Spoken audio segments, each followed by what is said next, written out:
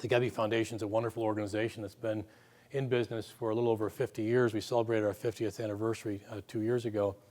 It began as a result of daughters of a husband and wife who were tremendous people and tremendous contributors to the welfare of others, who wanted to honor their parents by creating a foundation in their memory.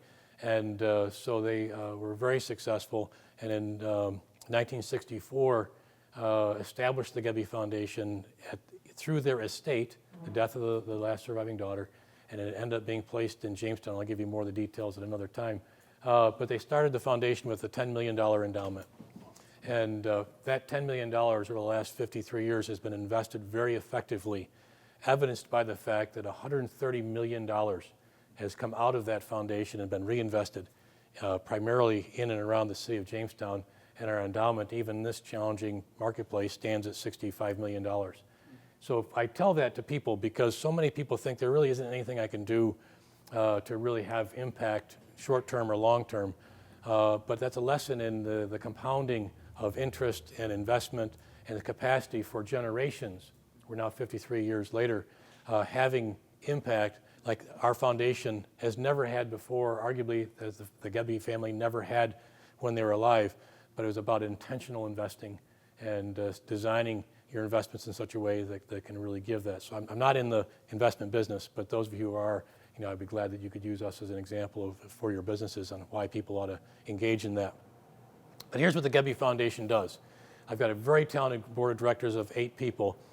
And for 40 years, our investment philosophy has been basically gifting all around the region in all kinds of good causes, really lead gifts for the Roger Tory Peterson Institute, for the Audubon Society, WCA Hospital. We were a tremendous supporter there. You name it, we invested in it, including Chautauqua Institution, and really preventing them from going out of business in the 70s with a major gift to really keep that wonderful place moving forward. And that was awesome and wonderful. We've got a great history from that. About 12 years ago, the board of directors got together, and we are so incredibly blessed in Jamestown to have such a wealth of foundations. We have 10 sizable foundations right in and around the city of Jamestown, gifting about $10 million a year into the Jamestown region and beyond. That our board of directors looked at that and said, is our current focus the highest and best use of the Gebbie Foundation's resources? And ultimately they decided no, because there was 10 foundations doing virtually the same thing. So they took a very intentional shift in what they did, and what they decided was economic development was the area where the Gebbie Foundation could have its most impact and have the most positive involvement in the community.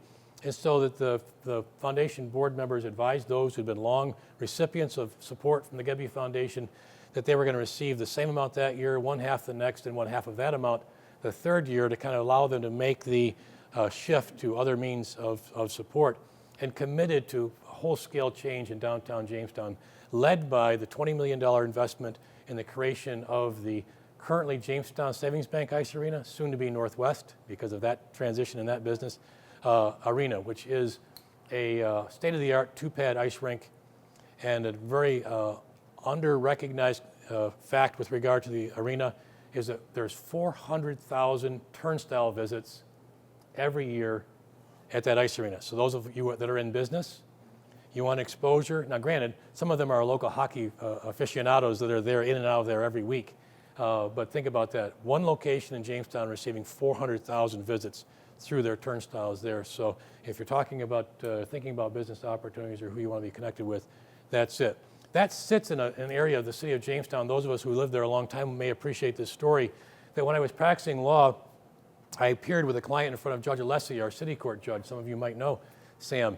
And I was appearing there with a client standing in front of the judge, and his comment was, if it was up to me, I'd take a bulldozer too, and then he described where the ice arena is currently. And the focus of the foundation was to take that very challenged part of Jamestown and do something positive with it. And it was done, it's there, it has that kind of involvement, and from that investment in that corner of the city, from that outgrowth from that was the BWB building, the Best Western, we didn't invest in all these things, we did in parts of these, but as a result of this, we've had the Wellman building, a $7.4 million investment with 44 very beautiful apartments in those. and a variety of other things, kind of culminating, at least for today's conversation, into the National Comedy Center, recently rebranded as the National Museum for Comedy. And I've got to work that into my mantra. That just happened the day before yesterday.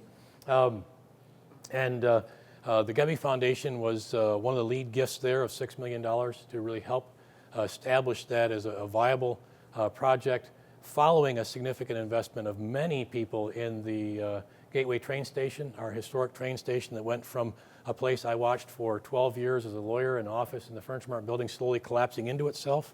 Any of you are familiar with that sinkhole in Rose Alley.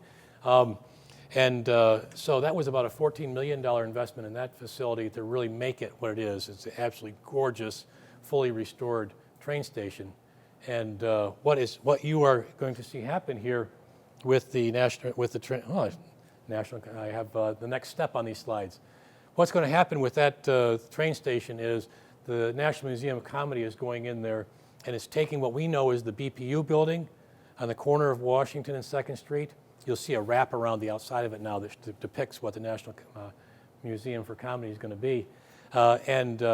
They've acquired that. They've built a foundation for the addition that's going to go out front. It's going to be attached to the train station. And right there is going to be an opportunity for what currently does not exist anywhere in the world. And that is an opportunity to go in there and really experience the history of comedy from that first joke right up to the most recent tweet of humor that's going on right now. And what's exciting about it is it's technology driven. It's not a static. I have not been to the Rock and Roll Hall of Fame, but those who've been tell me that could also be described as being the House of Old Guitars, in the sense that it's a rather static exhibit. This is much different. Gary Lynn's going to walk into the National Museum for Comedy and he's going to establish that I'm 60 years old. There you go, no problem. Catch up later on that one. And I think the Three Stooges are hilarious. From that registration on the way in, through technology, it's going to set up 35 of the 53 exhibits to be preloaded to his sense of comedy. So what's going to do, he's going to have an RFD chip in either a bracelet or a pen, and he's going to walk up to the first exhibit, and it's going to show you what influenced the Three Stooges. And then another exhibit's going to actually expose him to all the backstory behind the Three Stooges that nobody would typically know.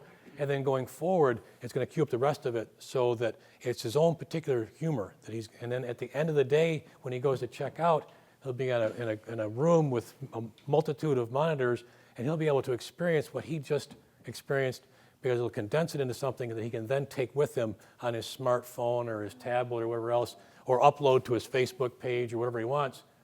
But the beauty of it is, the next time he goes in there, he might go in there and say, I saw Jay Leno, he is hilarious. Jay Leno is the guy that I think is who I really want to know more about. The whole experience will be completely different. Wow. So that's what is really exciting about that is that will draw, those of us in business, 100,000 new people to Jamestown on an annual basis.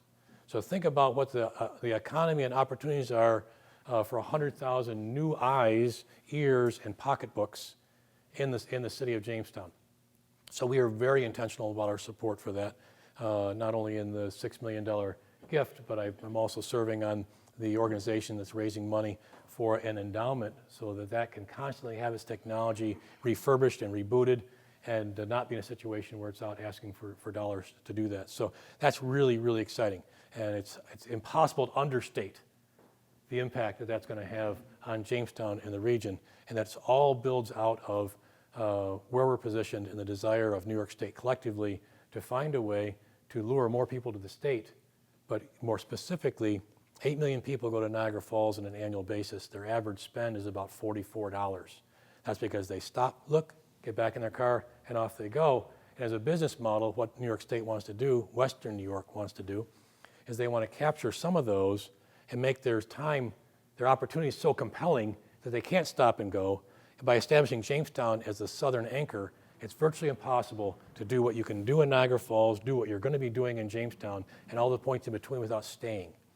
And as soon as you stay, we've all done it, right? You stay at the hotel, you get something to eat, you shop around, and then the next thing you know, you find, I got to come back here because I didn't experience all those things. So that's really the purpose behind us as a Gebbie Foundation and our absolute commitment to see this to reality. Tom Benson and his team at the National Comedy Center have been doing a great job.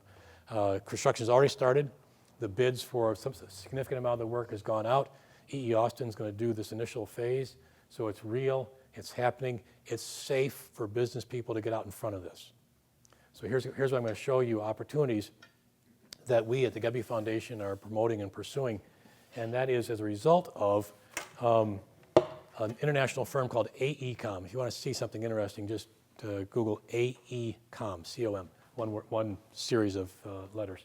We hired them, an international firm. They've worked in 150 countries. They've been directly involved in over 1,500 attractions like the National Comedy Center. They were intimately involved in its genesis, so they knew all about it.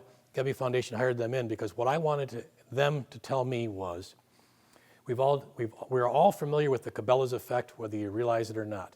How many times we've been driving down a 4-lane interstate and seen a sign, coming soon, Cabela's. That could be an absolutely blank spot, not a thing on it. But we know beyond a shadow of a doubt that as Cabela arrives, or before it arrives, along with it are going to be gas stations, hotels, restaurants, other retail opportunities. So with the National Comedy Center arriving right here in the city of Jamestown, what I wanted to know was from these folks, from your experience with 1,500 other opportunities like this, tell me what the type of businesses are that naturally follow exhibits or attractions or occur simultaneously with attractions, so we here in Jamestown can be ready to seize as much of that revenue opportunity as we can. I want to be parochial. The National Comedy Center is going to create $20 million a year of positive economic impact on Erie, Chautauqua, Cattaraugus counties. I want the vast majority of that $20 million to end up here because it will change forever the opportunities we have as individuals and business people and that sort of thing. So we invested a considerable sum to bring these professionals here. They spent time here, they toured the city, they talked to people. Then they went back, one to San Francisco and another one to Chicago, the leads, to create what they did for us, and that's a 63-page report. The first 25 you don't need to read because that's all the statistics of who we are, and you'll get depressed because it's just a fact of life. We've been working hard, but we haven't nearly met our capacity yet. But the pages that follow are what they depict as to who we can be. That's accessible to all of you. It's on the web at JamestownUpClose.com. JamestownUpClose.com. It's right on there. Click on it. It'd be interesting, particularly for folks in business, to take a look at that. But what they looked at, they did their report, and we introduced this to the community through a series of public meetings.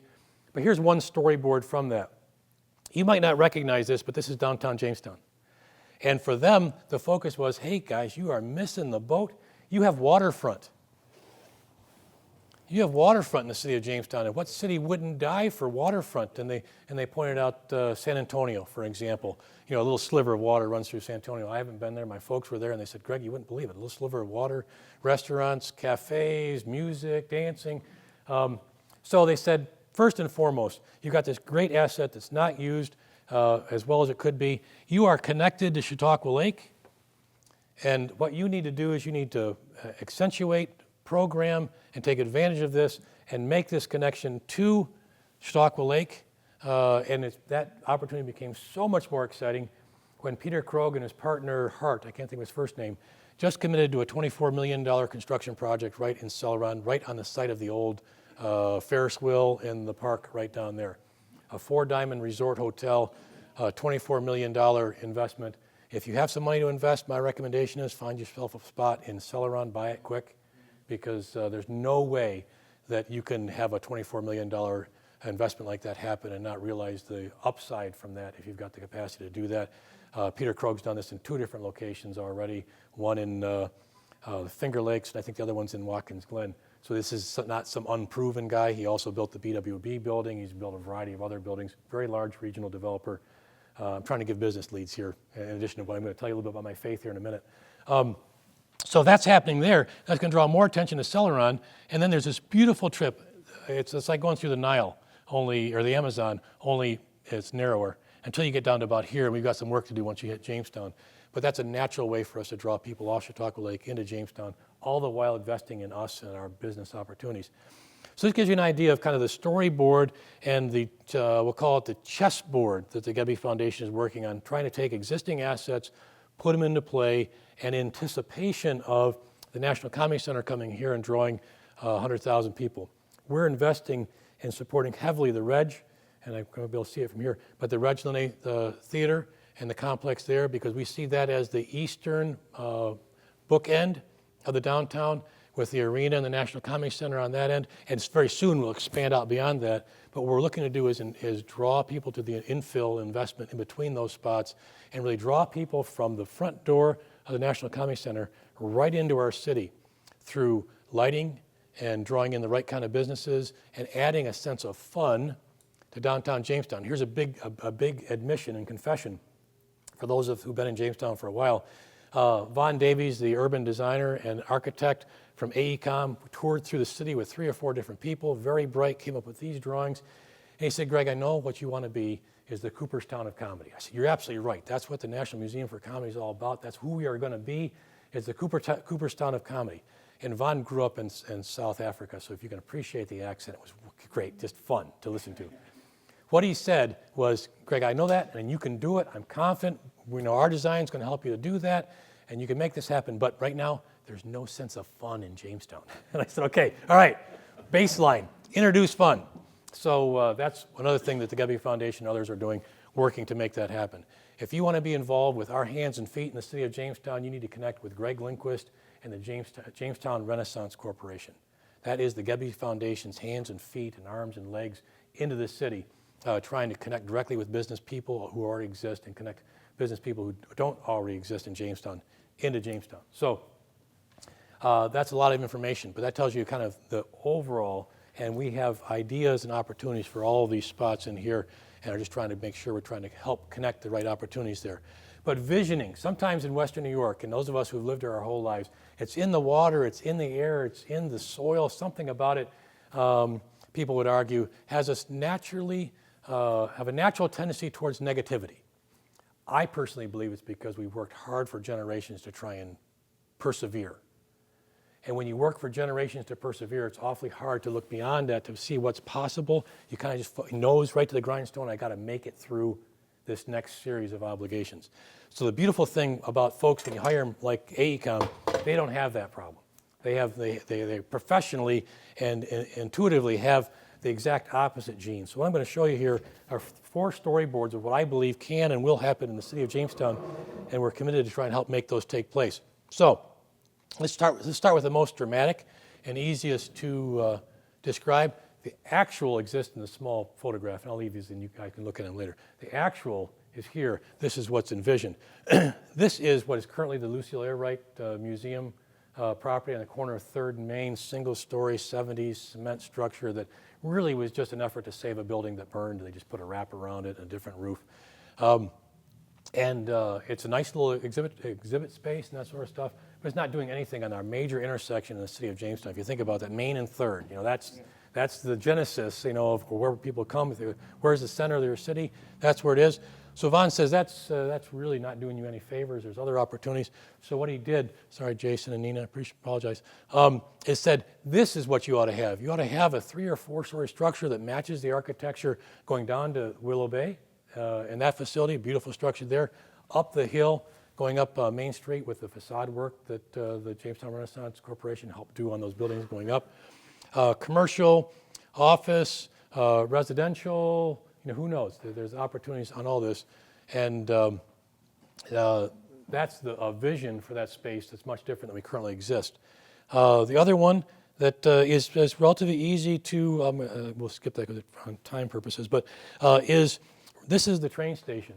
And this will be the front, the exit from, they'll go in here, and 100,000 people exit right there from what is the main concourse of the train station. Will remain open to the public and remain the main concourse, but that's just going to be the point that people exit from of the rest of the building. And they're going to walk right out, and what are they going to see? They're going to see the back side of the arena, which is a 4-story cement exterior with a couple fixtures on the outside. And Von and Linda Chu said, that's great, but you need to pivot that building so that it appears the front end is on that. If that's where 100,000 people are going to be exiting, you want to have them walk out and see something that's going to capture them, draw them into that facility. So what they envisioned was adding a kind of an iconic structure to match the other side, and adding in here I don't know if anybody's been to Permane Brothers. That's what I have in my mind. Upscale, family-friendly, and they're in Erie, just next to the mall. I knew them back in Pittsburgh many decades ago, but something like that has that, it's lit, it's active, it draws people in there, and then have a sports cafe or something else in here, so you're really have them walk out and avoid what we're all afraid of. You walk out the back door of the National Museum for Comedy, and they say, "Where do we park?" That's the last thing we want. We want them to say, "Let's keep visiting." So that's an opportunity for just that piece. But I also want you to take in what you see right here. And what we wanted to try and move towards is creating the proper Italian pronunciation, as I understand it, is a piazza, but a plaza in Western New York language. Changing this to a different feel, stamped concrete as opposed to blacktop, lighting so it adds a festival feel to it, periodically closing off vehicular traffic to that area so you can really open that up for excitement, and with the potential of a permanent or movable bandstand at the end of that, if you can picture 2nd Street going away from the train station, there's a sharp bend in the road right there, so it kind of sets up the potential geographically for that to take place. So that's another thing, that's another vision that we're working towards there, because it captures not only this, but the 400,000 people that are coming to the arena, and kind of builds that energy right here. Another look at that would be here. What you've got here is the Furniture Mart building on the corner of Washington and 2nd Street. And what Von correctly pointed out, since my office was in here for 12 years, you take your life in your own hand if you walk out of the Furniture Mart building and try to cross Washington Street. Because you kind of scamper across an alley that you're not really sure whether the car's coming or going on, stand in this little cement island as the truck traffic is whipping by. You're trying to figure out, is that a lagging green or is that a red? What is it as far as the lights go? And what Von was saying, that could be relatively easy solved by just extending the sidewalk, again, creating this cobblestone feel which says to drivers, you can drive on here, but this is really supposed to be for pedestrians, so keep your eyes open, there's people walking around. And then work, as we are currently with New York State and the city, on a traffic calming effort on Washington Street. Because right now, our city is divided in half by a superhighway. If you think about Washington Street, why was that designed? To move people as fast as they possibly could from the south side of Jamestown to the north side of Jamestown, and don't pause in the middle. We'll try and sequence all the lights so you don't even have to stop. Just get right through that. Well, for economic development purposes, that's the exact opposite of what you want. So we're working on that as well. So that gives you, in short order, some of the things that we're working very aggressively on, including a whole variety of other opportunities in addition to straight economic, in this case, opportunities, but also connecting people with capacity and energy and vision on a whole variety of things, from business to education to internship opportunities to keep the youngest and best and brightest engaged in that. And I had a conversation just earlier this morning with Corey Duckworth and one of his VPs about JCC and how we can help them continue to grow and mature by adding components of JCC potentially to downtown Jamestown to get that done. So our focus is broader than that, but I'm a visual guy. I like to see these kind of compelling storyboards, and it is the National Museum of Comedy, and I'll be glad to give you more details about that because the business opportunities there are unreal.